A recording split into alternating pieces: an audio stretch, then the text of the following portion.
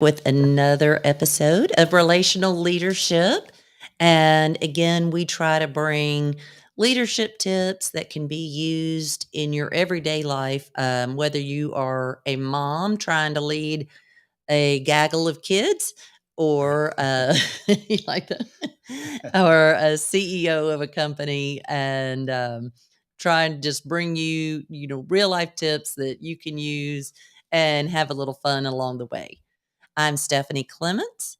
And I am Stephanie's junior co-host, Shawn Dawley. And today we're going to be talking about crisis management. And I've heard herd of buffalo, murder of crows, school of fish. As a parent, I think gaggle of kids is probably an apt description. So today we're going to dig into the different types of things that can pop up in the course of our everyday life, which suddenly don't seem so typical, and some of the emotional responses that can evoke, and then how do we deal with that in a way that by the time the dust settles and the crisis du jour is behind us, we've come out of it, if not unscathed, at least ready to prosper. And we didn't do so in such a way that we embarrassed ourselves or lost friends along the way, because in a crisis, the emotions sometimes can be running quite high. Absolutely. So I thought we would do something a little bit different before we got started today. So he doesn't know that I'm doing this. And by the way, he made me wear headphones today. So If Joe we're like Rogan wears headphones on really his podcast, we should probably wear okay. headsets. We're wearing headsets. We look All right. professional. Yes. Um, so we've been doing this show, but we really haven't told them much about ourselves. Okay. So I thought we could start by asking each other maybe 3 questions Okay. and just get to know each other. I mean, and them get to know us a little bit. So I threw this on him completely. Yeah. Well, don't forget that I also have access to a microphone, and I can always turn the tables on you. So, Well, yeah, you get your own 3 questions. all right. All right. Fair enough. Well, my suspicion is that you've already got some questions in mind. So why don't you go ahead and throw the first one my way and give me a chance to come up with something I can pose to you? Okay. Let's just start off. We'll throw you a softball. And I'll be the judge of that. yeah, what was your first job? My first W-2 job was working as a short order cook at John Conti's in the mall. So Okay. that was the first time where I actually reported to work, clocked in, Right. received a pay stub, at the end of the week or every 2 week period. Now, prior to that, I was out there cutting grass. Oh, yeah. I did have a paper route for the Courier Journal when I was 13, 14. But I would probably say John Conti's was probably the first official employment that I probably had. Okay. So, you were in the Air Force, Yes. and which meant that you traveled around. So, where would you say your favorite place was that you have been or Um, lived? yeah, I'll try to be very brief. So when people find out that I've been to like 6 continents or 80 countries, they might say, "Oh my gosh, you've been everywhere."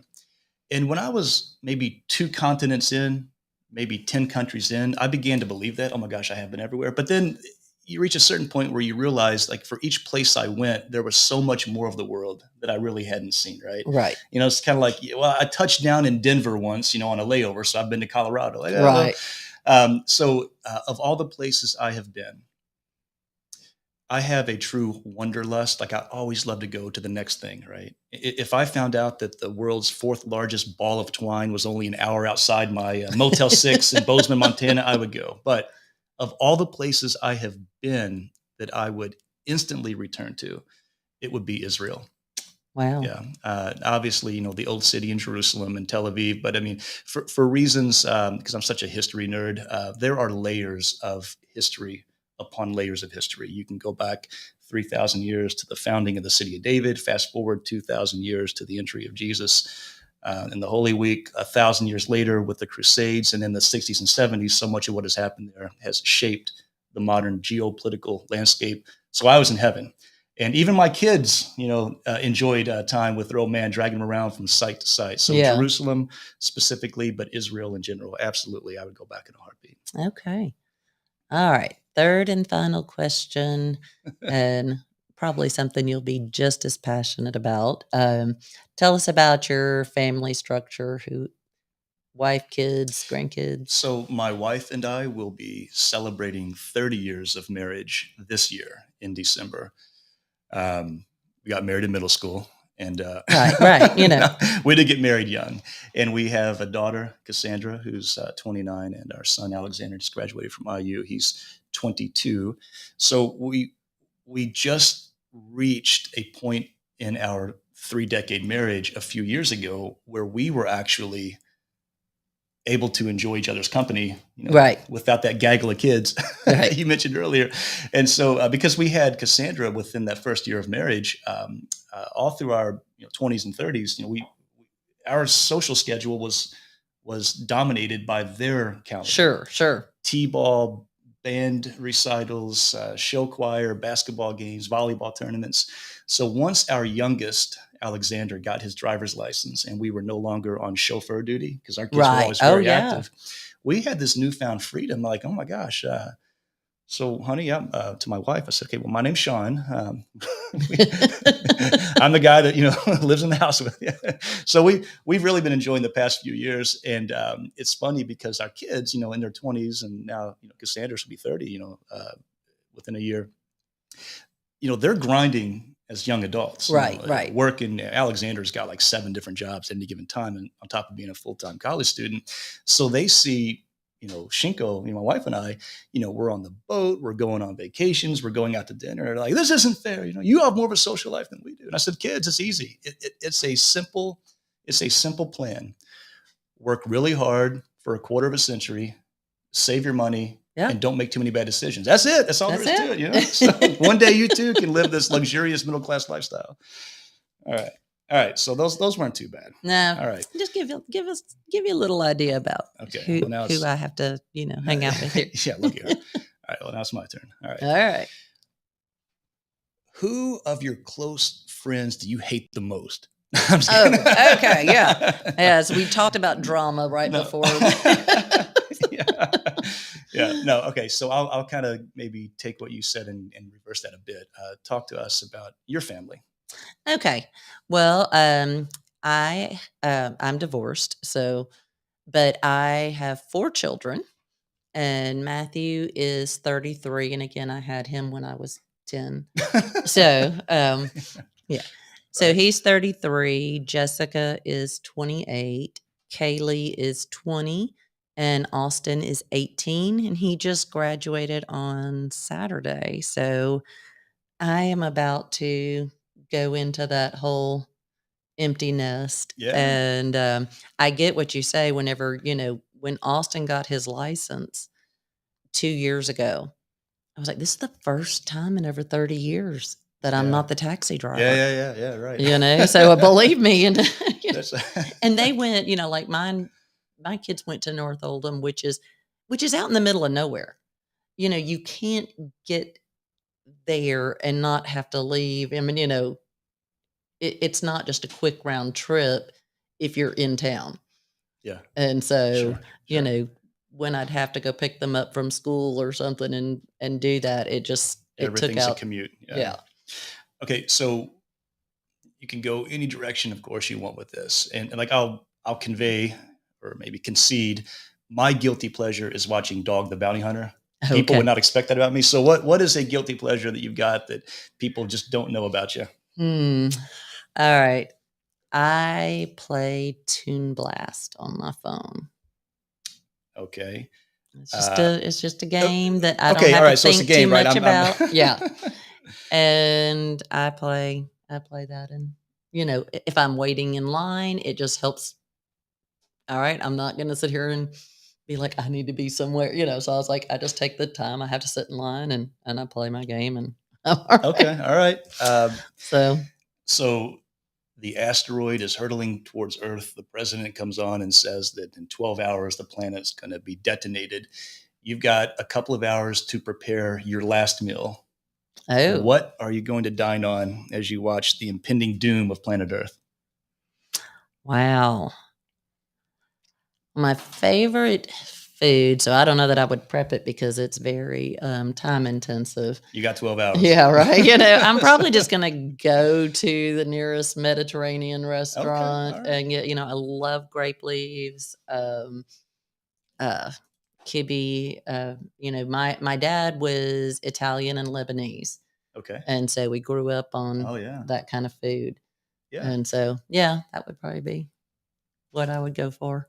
But yes, that food is very labor intensive. She's more cosmopolitan than I am. I just would have said bacon. But very simple man. Simple pleasure. Yeah, if I see anything Mediterranean on the menu. Okay, got it. All right. So thank you for surprising me, but not making that too terribly painful.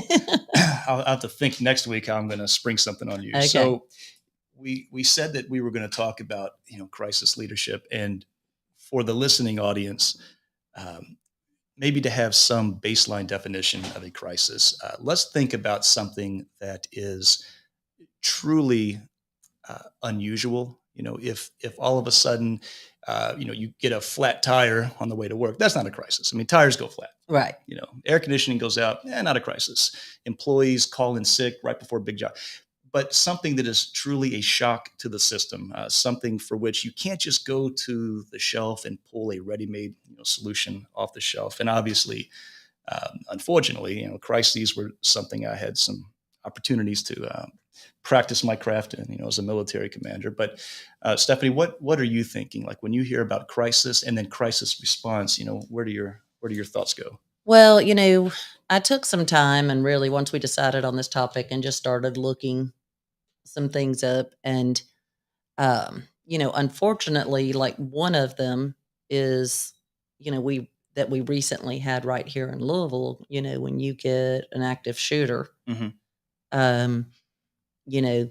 that's not a crisis that you're prepared for, and hopefully never have to deal with, but but certainly hopefully not more than once. Sure. But I did look up different crises, and there are actually companies that help you to prepare for crisis management. And a lot of your big companies have things like that. Oh, for sure. In place. They have to sit and go, okay, here's all the different types of crises and do that. But a lot of your small companies don't. Right. So I thought I would go through the list of what these companies say are the top good crises. So first, there's economic. So obviously, our financial, how the market's going, how the economy, and that can affect what your sales are, or your revenue, and things like that. Informational. So IT, and we're seeing a lot more of that. And it doesn't seem to matter how big or how small you are. That one's a tough one to prepare for. Physical, which can be supplies and equipment, especially during COVID, we certainly saw where people couldn't get supplies. Right. And HR, so losing a key employee, not being able to find enough employees. Reputational. And then psychopathic, which is that terrorism, things like that, and then natural disasters. So those are the things that they say that you should have an active plan in place for each one. Yeah. So you make a great point. If we think about here in the local community, the big flagship corporations like UPS, Humana, GE, Yum Brand, Papa John's, Brown-Forman, companies that have, they might not have a dedicated cell that they call crisis response team, but I guarantee you they have some well-codified contingency plans on the shelf that they can pull off that at least gives them those initial steps. And I say initial steps because one thing that I learned in the military, whether as a pilot or as a commander, when something all of a sudden goes horribly wrong, like very, very quickly, the people will go 1 potato, 2 potato, 3 potato. And if the leader who is vested with formal authority doesn't begin to provide some direction, they will instinctively just like look to the next person that they implicitly thinks may get them going. What I always try to be mindful of was that when that happened, and I was in a leadership capacity, was to not feel like I needed to provide top-down solutions to everybody, but I felt like I had this obligation to at least provide some degree of top-down reassurance. Sure. Because when people are emotionally distraught, they are extraordinarily less likely to be at their intellectual peak. Correct. And in Yeah. a crisis, you need people to be at their cognitive, peak proficiency to come up with the solutions. Because again, by definition, the crisis is outside of normal operations. The day-to-day Sure. logistical, administrative processes which define the company aren't going to work to get you out of this predicament. So you're going to need people to be creative, to be sharp, to be quick, to be thorough, to be comprehensive, to be concise. And it's really hard to do that if the leader is running around like Chicken Little. Right. The sky is falling, right. And so again, what I discerned over time, first as a junior, member watching leaders in crises, and then when it was my turn, step into the breach, that if you could provide, even if it was a bit of a facade, some amount of what I would call perhaps emotional sanctuary, Mm-hmm. then suddenly the people that are going to generate the solutions that are going to fix this, they feel more at liberty to really engage their intellect. Because somehow, if you have communicated to them, all right, I'm not naive. Today is dark. This is bad. Right. But if they believe that somehow, some way, tomorrow may be a little bit brighter, they're going to be much quicker and much more inclined to come up with, some Sure. problem solving.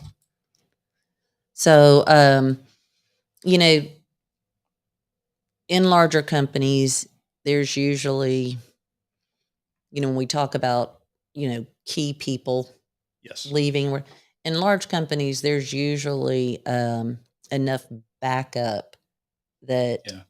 They don't have to worry if they lose one person, the ship still runs Yeah. That's and right. whatever. But with small companies, that can kill Yeah. a business. That's right. Their department may be one person. Right. Right. Right. So all of a sudden, you're in trouble because that person left or something happened to them. They're sick, Yeah.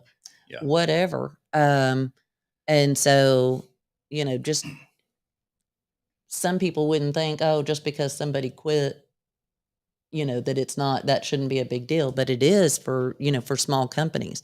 And especially if you're a single person company, Yeah. you get hurt and sick, You all are of a the sudden company. Right. you are the company. Yeah.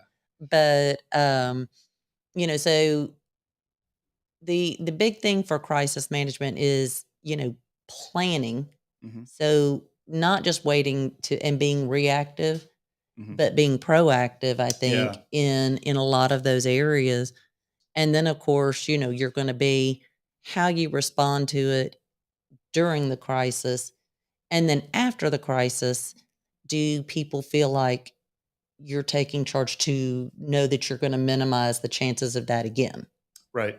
So you talked about smaller companies, especially, but it I think holds true for even larger companies. Like one thing when I was a squadron commander in the Air Force, we had different shops. That's what we called them anyway. Sections.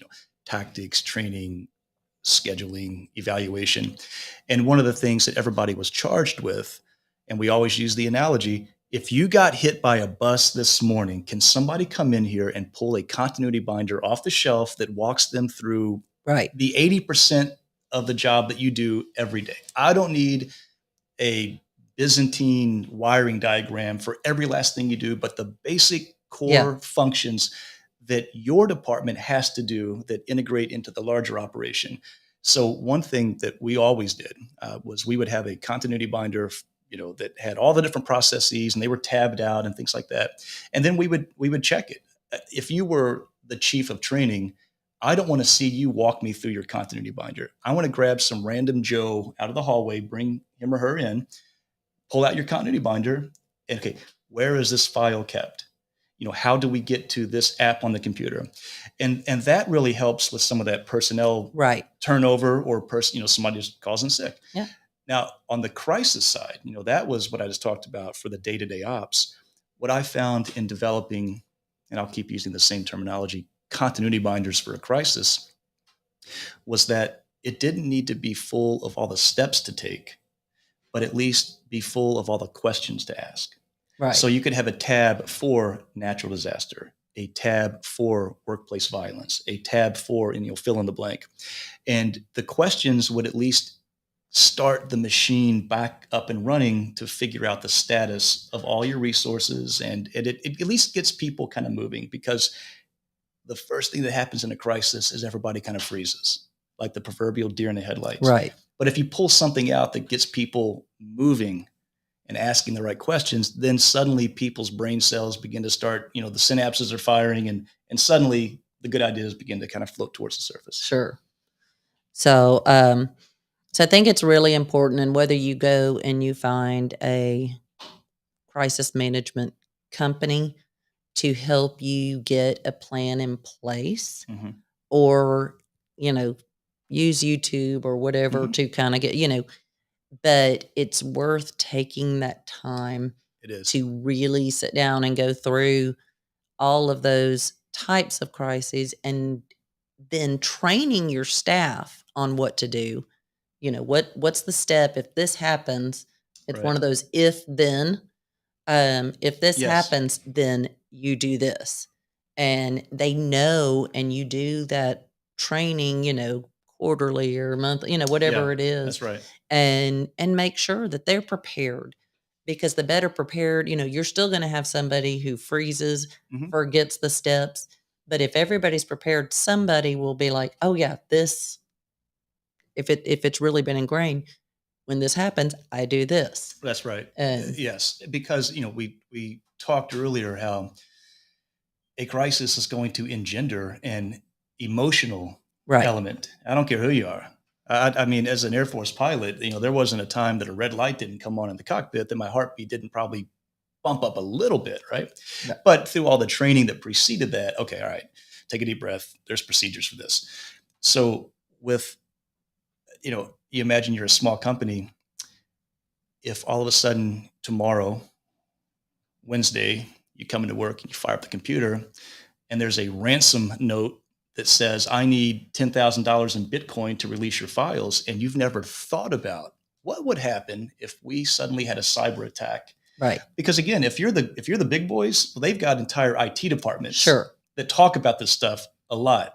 But if you're a sole proprietor, or you've got 8 to 10 employees, I would encourage you to consider that the 2 hours you spend at some point with your cup of coffee in an air conditioned room, when you're not emotionally charged, thinking through and maybe writing down what are the first 5 things I would do, that will be some of the best time you would have Mhm. spent, as opposed to the first time you think about it Right. is when your entire business is electronically shut down Right. because you've been hacked, right? So, yeah, it's time well spent. Preparation is key. So, and that's where I will, insurance agents, you can thank me for this, but there is insurance that helps. So should that get done, it does help take care of the ransom. It does help, with that loss Yeah. and whatever, So if you're storing data, if you're using your website and it's whatever, and all of the things that go with it, it's good to have something like that. And that's a Yeah. prep Yeah. plan. Yeah. So oftentimes when people think about crisis management, they tend to somewhat myopically focus in on the response. But there are stages to crisis Right. management, and prevention is one. Like, Right. are there things you can do that, no kidding, immunize you from this even happening? If not, the next step is, are there things I could do so as to mitigate the fallout if it does occur? If that doesn't work, how do I prepare for the inevitability of this happening? And then when it does happen, then you get to the response. Right. And then after the response, you have to get into the recovery. But by that point, your circadian rhythm is probably jacked up because you're losing sleep. You've been emotionally distraught. But there's other phases prior to the proverbial house is on fire. Now what do we do? Sure. Like, there's some things you can do beforehand. And I say that as somebody who is completely appreciative of the fact that some of the people listening are already trying to cram 140 hours of work into their 70-hour work week. And they're Right. thinking, where do I have the time? And again, that is not lost on me. I would just simply throw out there as one who has been through crises. I've never gone through a crisis and on the other side of it thought, I really wish we hadn't wasted time preparing for this. It Right. wasn't until after the fact that I realized, oh my gosh, I don't know what would have happened if we hadn't dedicated some time, some energy, maybe even a little bit of money in the form of resources on the front end. Right. Well, and that's the old adage about sharpening your axe. Yeah, while you're And using it. yeah, yes, Yeah. it takes some time, Yeah. but afterwards it's worth it because it helps you move forward in a better way. So, a few steps that I saw, that business, should take. Mhm. The IT insurance is Yeah. one. Um, Securing lines of credit because you can't get credit when you need it. Like Right. when you're Yeah. into that crisis, they're not giving you money. Yeah. So, Right. having lines of credit so that when you do have those economic impacts that you can pull from things, Sure. that's a really important one. Having those handbooks, like you said, with Yeah. everything key personnel do step by step, so that somebody can come in and at least get the job done. Yeah. And, and eventually you work to find somebody who can get the job done as well as the other person. Right. But, Right. but communication, training your team, and then, when these things happen, making sure that you even communicate with your clients and customers about some of this, because, whether it's reputation, whether data's been lost, whether something significant has happened, you've lost a key employee, sometimes it's good to go ahead and prepare Mhm. clients, to say, hey, we're going to be a little bit slower right now, in Sure. getting to things because we are trying to, we have lost a key employee and we do Yeah. have to That's get right. this done. But people are very understanding when they know Oh yeah. what's going on. Sure. Yeah, that's right. And it is becoming exceedingly difficult in this interconnected world to keep secrets, Yeah. right? So to keep them from your employees, to keep them from your suppliers, to keep them from creditors, to keep them from your clients. Right. So I'm putting myself into the shoes of a client whereby a significant part of my business hinges upon you delivering a service for which I'm, paying you. If I get the phone call proactively from you, hey, just so you know, this has happened. These are the steps we're taking to Right. deal with it. This is the anticipated timeline when we will resume normal operations. And then here's how you contact us if you have any disruptions, any Sure. questions. If I get that, I'm going to be put at ease as opposed to I see somebody start posting on Facebook that a key supplier of mine had X, Y, and Z happen. And then when I call and it sounds like all hell's broken loose and there's Right. people yelling in Right. the background, suddenly I'm like, all right, well, who else in town can do this? Let me go ahead and call Right. them and maybe start, greasing the skids on that in case I want to shift. Because reputational crisis may not be the problem at that moment, but if without communication, then it can turn into reputation Yeah. crises also. Yeah, that's right. And people look at anybody over the age of 5, understands that the world sometimes, takes some funny turns.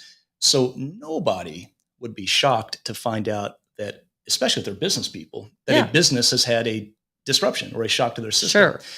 When And especially after the last few years. That's right. Yeah, I mean, change is the constant, right? So, uh, you know, cyberspace, as a warfighting domain, was under the umbrella of the Air Force for a while, just like the Air Force used to be as the Air Corps under the umbrella of the Army. And eventually, they figured out, hey, this Air Force might be something we should probably just make a standalone service. Right.